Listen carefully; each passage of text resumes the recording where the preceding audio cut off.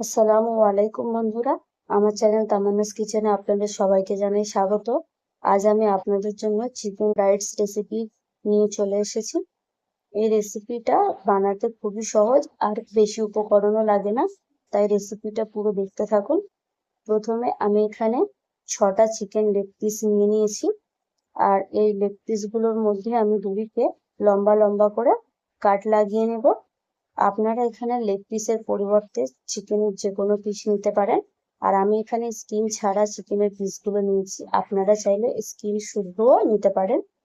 এবার আমি এখানে একটা হোল বানিয়ে নেব, মানে একটা গোলা বানিয়ে নেব। প্রথমে আমি 3 চামচ দইকে একটু ফেটে নিলাম। এবার এর মধ্যে বেশ খানিকটা জল দিয়ে দিলাম, যাতে চিকেনের পিসগুলো জলের মধ্যে ডুবে যায়, এতখানি জল দিলাম। এবার এর মধ্যে বেশ 1 চামচ ভরে নুন দিলাম, কারণ এই জলেতে চিকেন গুলোকে ডুবিয়ে রাখলে এর মধ্যে নুন আর দইয়ের যে ফ্লেভারটা ঢুকবে, এটাতেই চিকেনটা অনেকখানি ফ্লেভারফুল হবে। এরপর আমি এখানে আর একটা মিক্সচার বানিয়ে নেব। এর জন্য আমি একটা বাটির মধ্যে 2টো ডিম ফাটিয়ে নিলাম।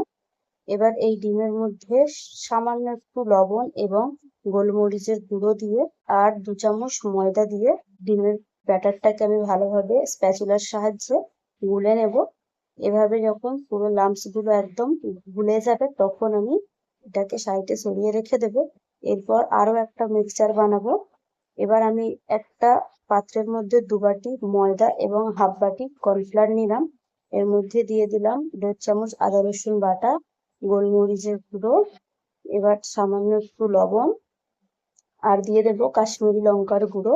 এবার এগুলিকে ভালোভাবে ভালোভাবে মিক্স করে নেব। যেহেতু আদা রসুন বাটাটা ভিজে ছিল, তাই এর মধ্যে আর এক্সট্রা করে আমি কোনো জল দিলাম না, এটাকেই ভালোভাবে মেখে রেখে দেব। এবার আরো একটা ম্যারিনেশনের জন্য মিক্সচার বানাবো। প্রথমে একটা পাত্রের মধ্যে বেশ খানিকটা সাদা তেল দিয়ে 1 চামচ আদা রসুন বাটা, 1 চামচ ভিনেগার এবং কাশ্মীরি লঙ্কার গুঁড়ো দিয়ে দেব, এটা কালার আসার জন্য। আর গোলমরিচের গুঁড়ো আর সামান্য একটু লবণ দিয়ে এটাকেও ভালোভাবে মিক্স করে একটা মশলার পেস্ট বানিয়ে নিলাম। এটা দিয়েই আমি চিকেন গুলো ম্যারিনেট করব। এবার এর মধ্যে 1 ঘন্টা চিকেনটা ভালোভাবে আমি ডুবিয়ে রেখেছিলাম ওই জলের মধ্যে। 1 ঘন্টা পর চিকেন গুলোকে আমি তুলে নিলাম। এবার এই ম্যারিনেশনের যে মশলাটা বানিয়েছি ওটাকে দিয়ে ভালোভাবে চিকেন গুলোর ভিতরে মাখিয়ে নিতে হবে।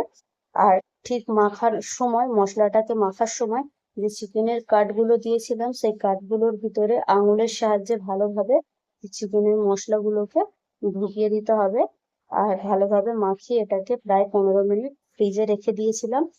এবার এই চিকেনের পিস নিয়ে কোটিং করে নেব। প্রথমে আমি ময়দার ভিতরে হালকাভাবে কোট করে, তারপর এটাকে ডিমের গোলার মধ্যে ডুবিয়ে আবারও ময়দাটাকে ভালোভাবে কোট করে নেব। প্রথমবার হালকা করে কোট করেছিলাম, কিন্তু সেকেন্ড বার আমি এটাকে ভালোভাবে চেপে চেপে ময়দাগুলোকে চিকেনের মধ্যে কোট করব। আর দেখুন, আমি যেভাবে প্রেস করে করে চিকেনের মধ্যে ময়দাগুলোকে কোট করলাম, ওরকমই কোট করে আর চিকেনটাকে ভালোভাবে কিন্তু ঝেড়ে নিতে হবে। ঝেড়ে নিয়ে এক্সট্রা ময়দাটা ফেলে দিলাম।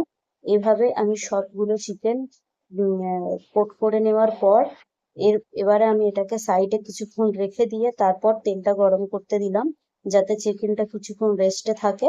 আর এরই ফাঁকে তেলটাও গরম হয়ে গেল। আমি কিন্তু তেলটা মিডিয়াম টু লো ফ্লেমে করে দিয়েছি। তারপর আমি চিকেনের 2টো করে পিস দিয়ে উল্টে পাল্টে হালকাভাবে কালার আসলে ভেজে তুলে নেব।